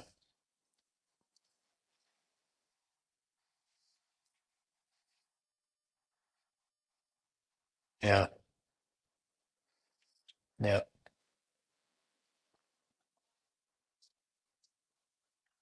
Yeah. I think a lot of it too is just like making up for lost time, like yeah, you know, but yeah, I mean, like, I think that was always there. Like, I remember, you know, like, I mean, like, luckily I came back, came out, and you had a job waiting for me. So I came and worked for you for a little while. And, but then I was like, not very long into that. I was just like, okay, it's time, it's go time. I gotta like do my own thing, you know, like, I think 6 months. Like, I worked for you for like 6 months or something like that. And then started my own gig and got back into I'm woodworking, which I had known before. Um, and then quite the yeah, entrepreneurial. Yeah, you and I have both yeah, been through quite the entrepreneurial ups and yeah. downs, God, yeah, yeah, financial ruin to building it back up again to, yeah. Well, and I mean, you know, and even with that is like at least now, you know, if I had like 40 grand in debt right now, I'd be like, yeah, no problem. You know, mm, like that's easily manageable. You know, mm, like it's definitely a different mindset than what I had previously. And I mean, Uh-huh. going through that as well, it's just like there's nothing that could ever get me to even like consider doing something like that again. The shortcut Like route. the shortcut route. Yeah. It's like for me now, it's like what I consider a shortcut route is just working smart, you know? Hmm. Parents were Jehovah's Witness, right? Yeah, so I was raised a Jehovah's Witness. I I was, I guess, in it until like my early 20s. When I say I was in it, it's like I would like attend church because I was basically made to attend church. There was like very little times in my life that I can remember actually wanting to be there. And Yeah, for what the kid most, wants to be? well, yeah, and then for the most part, the only reason I wanted to be there was to see my friend. Like I remember my dad saying to me and my older brother, like, you guys are at an age where you can make choices for yourself. And he's like, you make the decision. If you still want to uh attend church, then you attend it. And if not, then don't. And we were both like, okay, we don't. And so we stayed home that day. And then of course the next time, like it was like, get ready and get in the car. So it was like given this choice and And then he then pulls it. pulls that choice away from you. So which How was your relationship with your dad and mom? Was it pretty good? Like, were you pretty tight knit family? I was like definitely closer to my mom Hmm. than my dad. Um that I can remember. Hmm. I don't know if I've like purposely blocked out my like a lot of my childhood or if it was just that nothing overly significant happened. Have to go door to door and stuff. Yeah, Oh man, that must have sucked if you weren't dude, into that it. was the worst. And you're in a small town, so people know. Oh, Gord, because back then you were Yeah, Gord. yeah. It's like knocking on doors. Like I literally remember like knocking on a door on a Saturday morning and like a girl from school answering the door and being like, Why are you here?" And I'm just like, I'm kind of like frozen, and Do you you've want to got go on a like date? these magazines in your hand that you're trying to Yeah. to uh get them to take. Yeah, I mean it was, yeah. It was, I don't know. There was a lot of things about it that were good, just in the sense of like from the moral standpoint. It's like I grew up with good morals, and I feel like that probably kept me out of getting into more trouble than I may have, because I was a bit of a rebellious kid. Although at the Right. same time, I'm like, well, was I a bit of a rebellious kid because of the suppression of the religion? Right.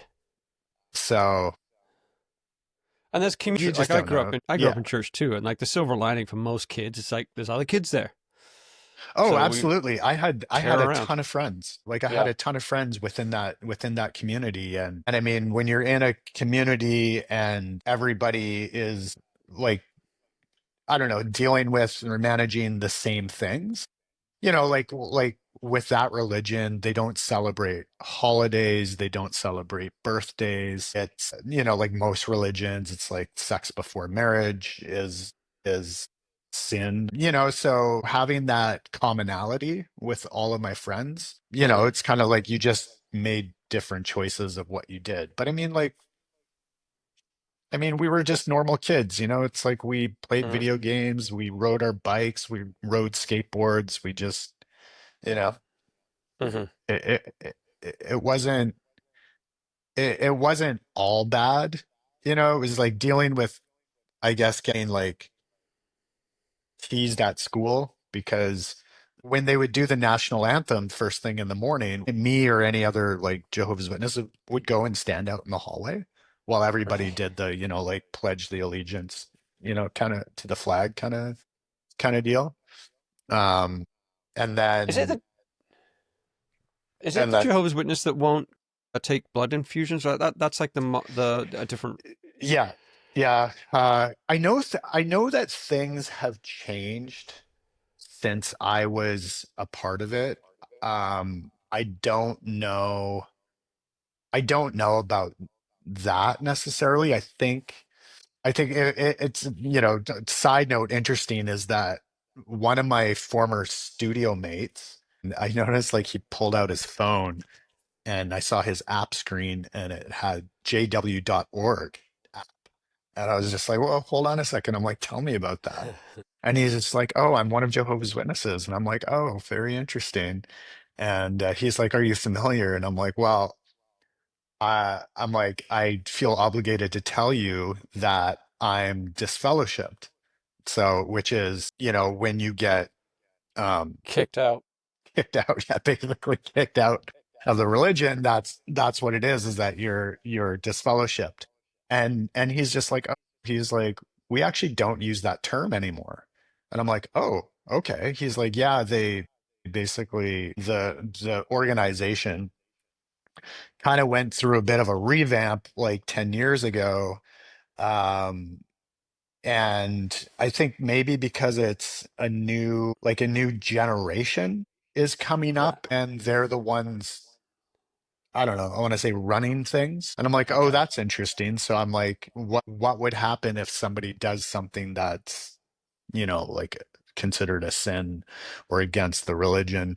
And he's like, so what they would do is instead of, during one of the meetings, an elder, church elder, getting up on stage, and instead of them saying, Jackson Howell has been disfellowshipped, they would say, Jackson Howell is no longer a Jehovah's Witness. And that's it. Okay. Simple as that. And I'm like, okay, interesting. Because when you're disfellowshipped, and I mean, you grew up in a Christian faith, so you guys Well, had something I similar, was right? disfellowshipped in a way from my religious kind of sect that I was in Yeah. So, because I was a like, sinner. I was doing yeah, sinful exactly. The things. same thing. It was what I did was considered a sin. So I was disfellowshipped, and being disfellowshipped, they say it's a cleansing, and I'm like, well, I don't really see it anything more than just a punishment. Um, but the idea behind it is that you are basically kicked out of the community, and the punishment or cleansing around it is that nobody is allowed to speak to you or associate Yeah. with you. Yeah. Yeah. And my parents, my entire family took that very literally. And so basically, I've had very little contact with my parents ever since. And Which, this so what was, age were you disfellowshipped? oh, I was like 20, how old was I? 23? Yeah, I think I was like 23, 24 And at the, you're maybe I just turned 48. So it's been literally half my life. I think like when I look back on it, I'm sure that they probably battled with it themselves of, it's like this is our child. We're like not supposed to talk to him. And I don't know if they ever questioned it. But then as the years rolled on and didn't come back to the religion, because I think that was what they always thought is I would just be like, oh, I would just make my penance and like come back to the religion. It was a struggle because I mean at the time I was a flight attendant, so I was out of town half the month, and the way that you show your repentance is by attending church, like attending the meeting, and they have meetings 3 times a week, so it's right. a lot. You remember Abigail Jackson? Yeah, yeah. We were Yeah. just talking about his Jehovah's Witness story. So, To give you basically the context of the reason why I was disfellowshipped was, so I was married quite young. I had literally just turned 21. Got married to another Jehovah's Witness. This was in Saskatoon, and then I moved her to Calgary, and she just like I mean, ultimately, she just kind of like mentally declined.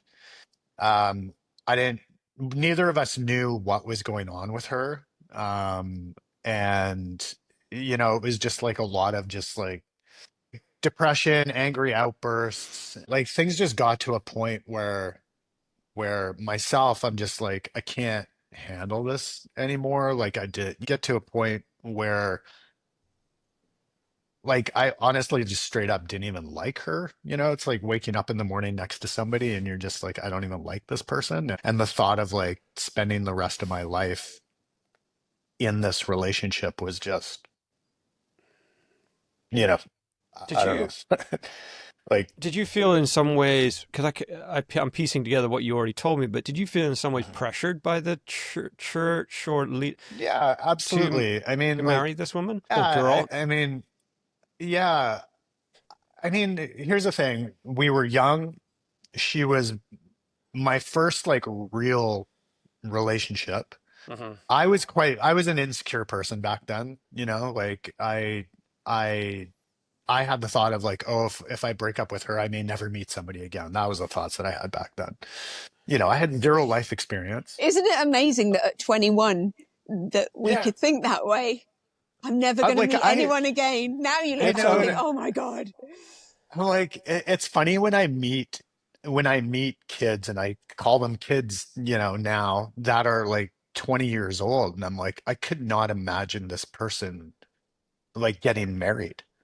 And anyways, I just like looking back on it, I was just like, I think it was absolutely ridiculous that that was even, you know, a thought. But I mean, like she kind of pressured me, to get engaged because all our friends were doing it, and then we were also like we were having sex before we were married, so there was also like the Naughty guilt around. boy, I Jackson. know, God, Sensational. if only anybody knew. So there was also that guilt around it. I remember the whole like sex before marriage is such a big stumbling point for any religion, right? Like it's a big I one. know.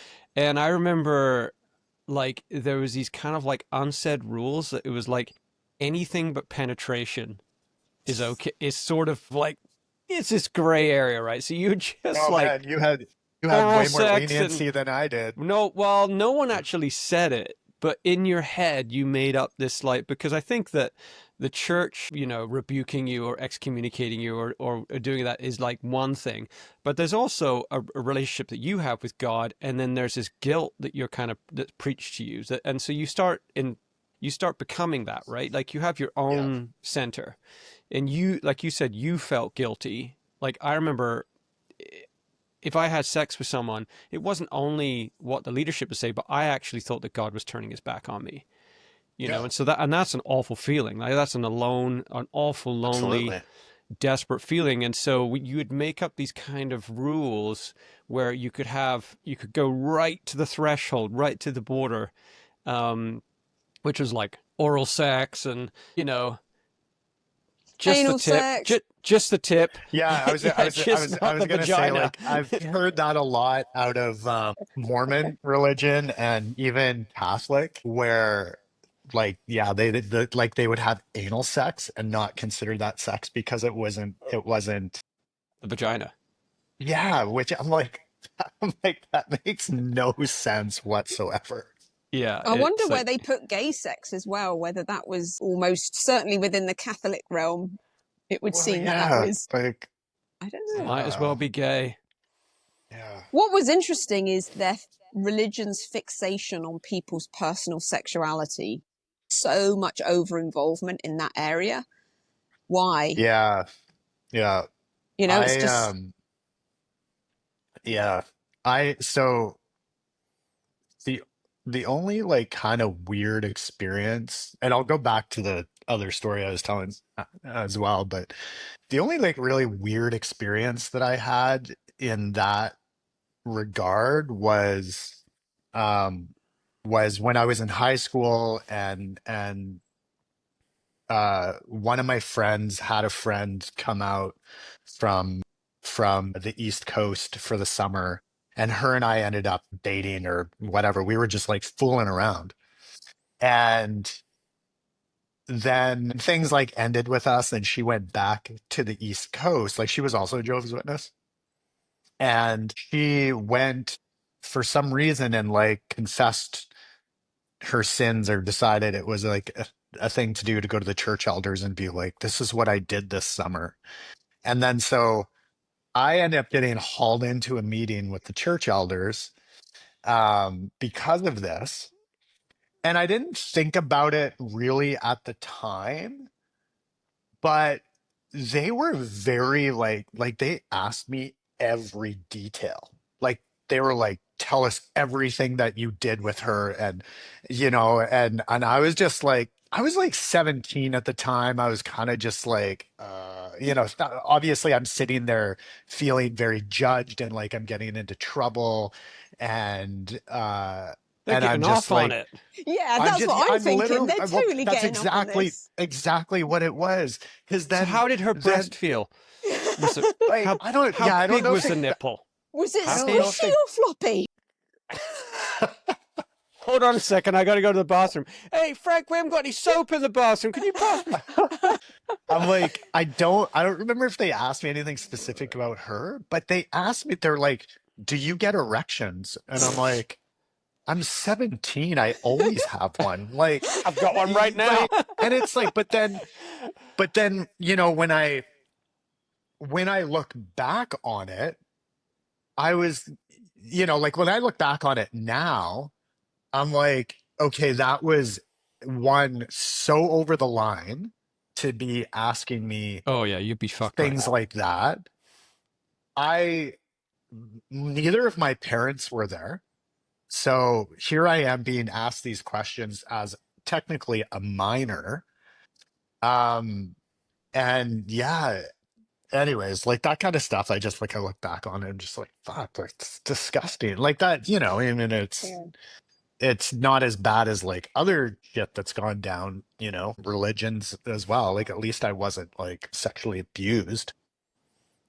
And it's so hard because the parent, the when you add the parent into who's supposed to be protecting you. I remember in my Yeah. situation, my when you it's so dysfunctional because when you have kind of this god figure over all these weird things that are going on, and then you have this hierarchy. And I remember my coming home and saying things to my parents, and then they would say, well, I'm sure that he felt God telling him that was right, so they're also afraid of Yeah. speaking out against the leadership or whatever, right? So there Yeah. wasn't this like, wait until my dad hears about this, you guys are so pooched.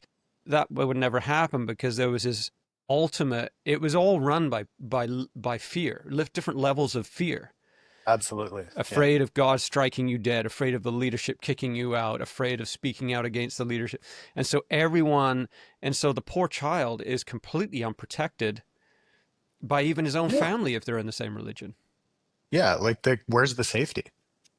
Yeah. It's a Like there's miracle. like, It's a miracle worse things didn't happen. A miracle. I know, I mean, like there's so much that has come out in the last, 25 years or so since I was in the religion. I mean, there's cases of everything, like everything that you can think of has come out, Mm-hmm. you know, but And I think in every, like in our Christianity where Abigail and I were raised, there's so much sexual abuse that's coming to the surface. yeah, And, you can't suppress. That's the problem. It seems like it's like squeezing in a balloon with water in it. It's just going to pop out somewhere. You can't yeah, suppress because to go to leadership and say, I'm struggling with homosexual thoughts, yeah. right? Who's going to say that?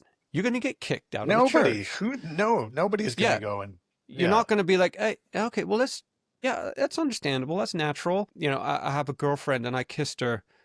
Oh, yeah, and it's like, no one's going to say it. So you're just suppressing all of that. And then all of a sudden we have massive porn addiction and God knows what, because everyone's just, yeah. no one's able to talk about it. No, I mean, Bonkers. who do you talk to about it? Like, go to your parents, and like you said, they're feeling judged as well. So it's like, oh my God, like my child is having, inappropriate thoughts, like, or my child touched his girlfriend's boob, like, like it's, I don't know. I ended up leaving her because I just like, I literally, I'm just like, I can't, you know, deal with this person.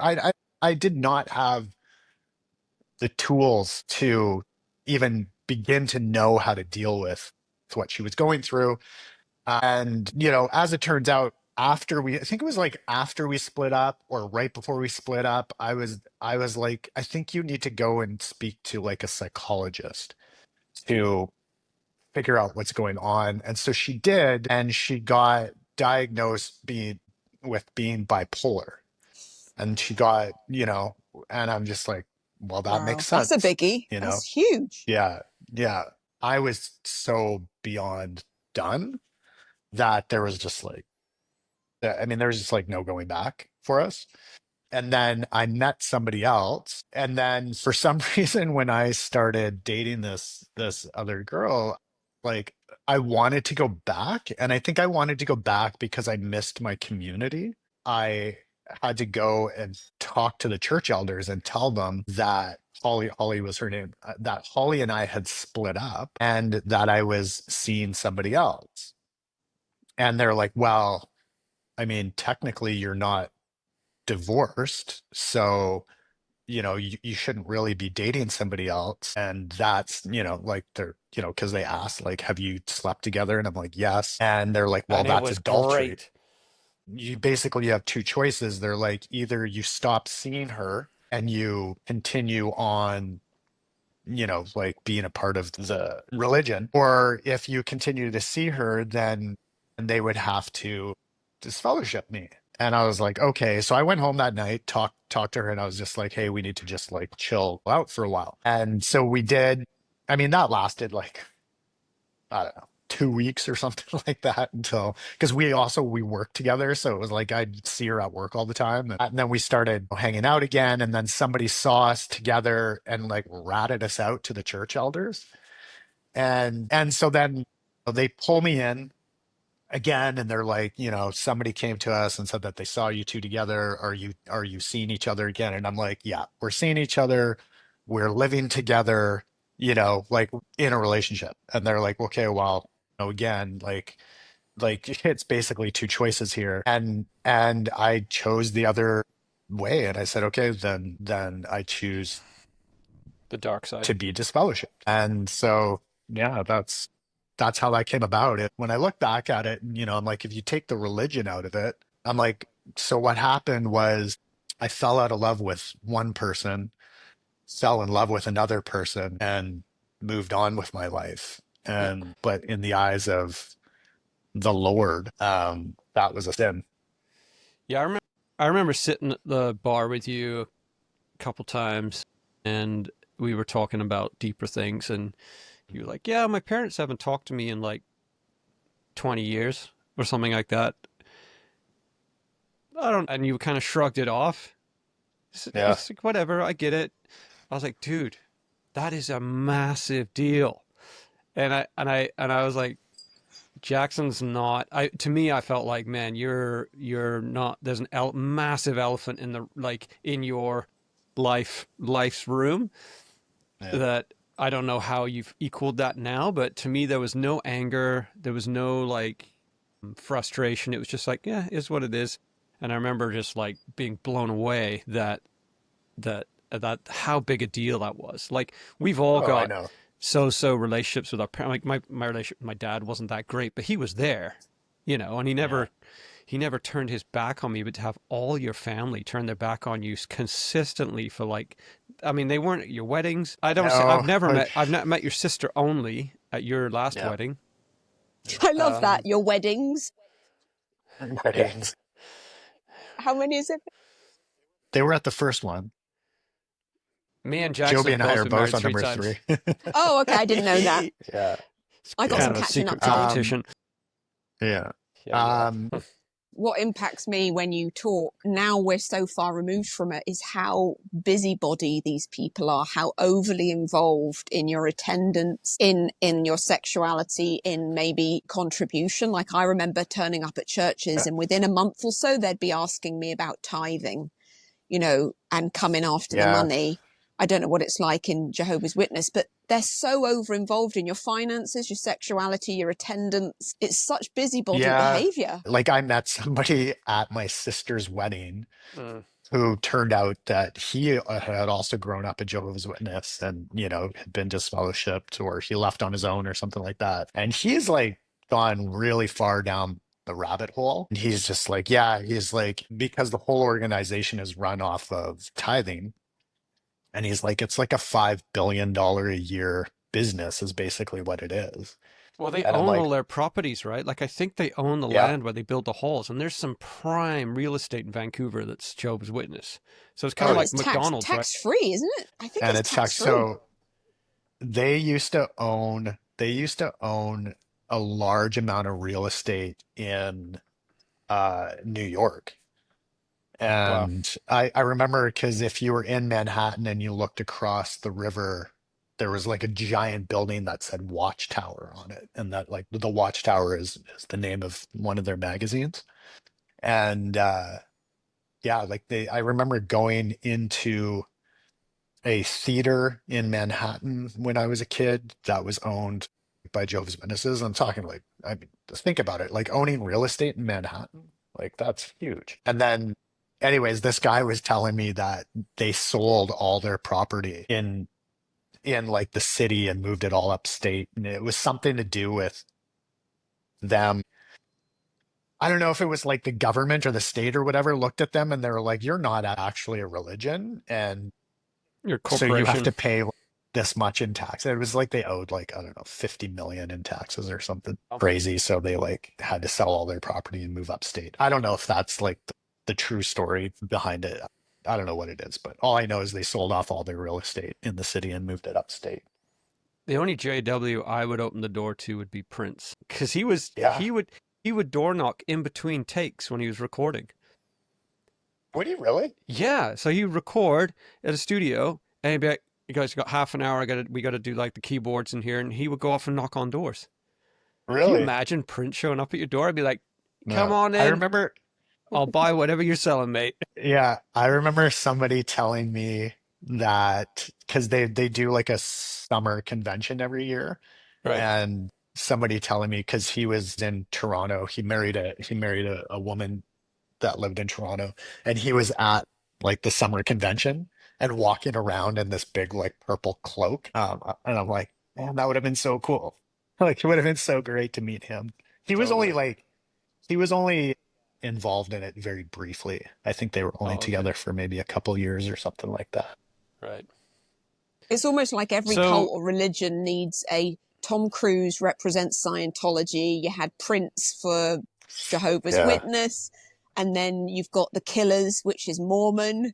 I don't know who the Christians Oh, probably are have they the really? most. I didn't know that. Oh, yeah, they're from Yeah, Las I mean, for Vegas. sure. Christianity I didn't know probably that they has were the Mormons. most famous representation, I think. I'm trying to yeah, oh think yeah, what massively. Yeah, famous. yeah, for sure. Now you've moved into a whole different arena. Is you're a Yeah, hat maker, yeah, yeah. which is pretty cool. So yeah, that came on in 2020. I mean, 2019, I've always worn hats, whether it's like a baseball cap or like a flat cap or whatever. And and then Alex, my wife, my current wife, had got me a custom hat made for my birthday, and I was just like super excited about it. It's something that I'd wanted for a couple of years. This hat maker was based in California, and because I couldn't go to the States, I was like, I didn't know when I could actually like go, and I'd ever be able to go meet him and get a hat made. And we ended up meeting him in Paris, randomly. And so I got this hat made and I really loved it and I wanted more of them. And I looked at it and I was just like, it was quite expensive and I'm like, I just couldn't justify like spending that much money at the time on, multiple hats. And then I was at a friend's bachelor party and met this other guy there who was also a hat maker and was chatting with him about it. And then I kind of went home and I was just like, I'm like, I could probably make my own hat, you know, and then I just started like diving into some like YouTube videos and doing a bit of research and figuring out what I needed for tools and that. And that's how it started, was literally just to make hats for myself. And then you know, just like shared it with friends. I was just like, oh yeah, I'm like, I'm starting to make hats for my, you know, like I started to make hats as a hobby. And, you know, a few people would be like, oh, could you make me one? And I'm like, yeah, sure. And, and then it was just like slowly the ball started to roll with just making hats for friends. And, you know, I started putting it on social media and then got more people asking for them. And then, yeah, just like, you know, without intentionally doing it, it just like turned into a little side business. Mm-hmm. And because I was still doing the woodworking, like the cabinetry and that at the same time. Um, and then when 2020 rolled around and the world came to a, you know, screeching halt, and all the projects that I had on the go at the time also came to a halt because nobody knew what was going on. Mm-hmm. It's like started to put more effort into that, you know, Mm-hmm. because everybody was like locked down and at home. And I'm like, oh, well, this will be a good hobby to continue doing. And then, yeah, it just sort of like built and built and built to the point where I ended up making the decision to close up my wood shop and just dive into hat making full time. Mm-hmm. And so, yeah, I've been doing that for 5 years now. Wow. So, Jeez, yeah. man, time flies too much. Yeah. And then yeah, and then now I'm opening up. So I've just been doing it at home for the whole time I have. Like I converted the garage into my hat making studio, and then yeah, I just took on a space down in Chinatown that Cool. will be opening up, or well, I get the keys to it September 1st, which I'm like, well, man, that's coming up fast. Mm-hmm. Yeah. Yeah, So I'll exciting. build that out, and that'll be great. I'll have space to do a showroom and everything there, which will be good. Next time we do a podcast interview, we can do it there. We can do it in person. Yeah, and we could talk about the whole process. Yeah. That'd be Yeah. fun. Yeah. That'd be fun. Yeah. Yeah. So yeah, it's been really good, man. I'm like, I was thinking about this the other day and I'm like, oh, I should have kept count of exactly how many hats that I've made, but I know it's got to be like north of 300 that I've made Whoa. in the last 5 years. So, Wow. you know, yeah, That's cool. sending them like all over the world. Like I've had hats go to Australia, Singapore, Russia. I just got an order from a guy in Scotland, Nice. like, you know, all over Canada, all over the States. Yeah.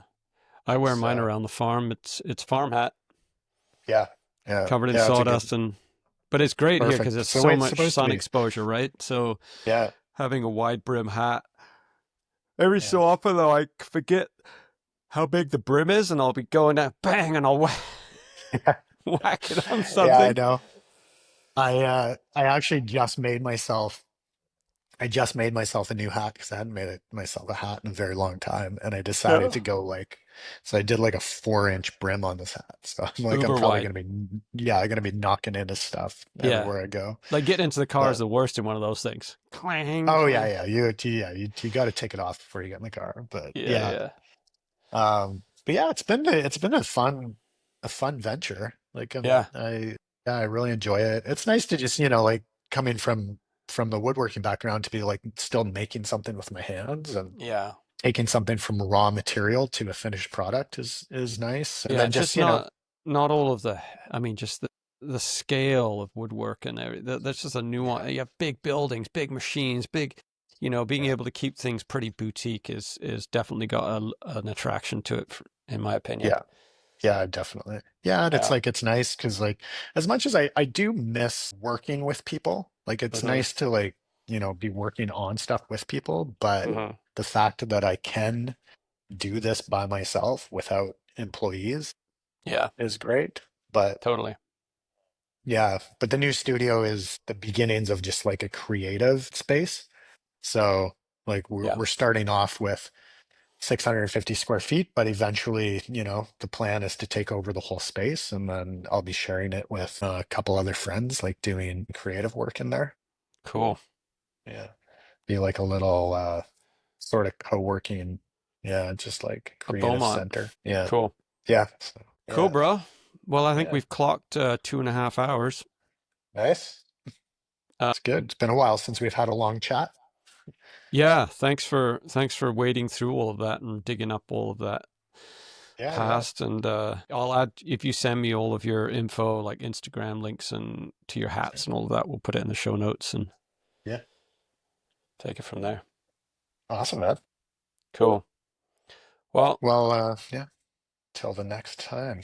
and you're off to America for the first time, I am. Yeah. which I is like, finally got my that's, I approval to never go thought, back. I never thought you'd be able to travel back in the States. Like, wow, that's crazy. I didn't know, like it's been a process for sure of making it happen or getting it to Mm. happen. But yeah, I'm headed to New York on Thursday. So I want to hear the story. it's exciting. Yeah. Because if you get through easy, like when I travel, it's a nightmare. And all I did was Yeah. overstayed my visa by a month. So Which surprisingly is like a very like bad thing to do in the States. yeah, Overstaying a like visa. almost Yeah. worse than trafficking drugs. Yeah. Well, I don't know about that, but but Yeah, I can't believe it. I'm like, what's the big deal? It's like, yeah. no, it's a big deal, bruh. Yeah. It'll be interesting. Like obviously I've been across the border a couple of times, but just down Mm, to like Washington to see my lawyer. But this is my first time flying across the border, so I'll yeah, definitely go a few hours ahead of time, make sure I get plenty of time in case I, get get pulled in.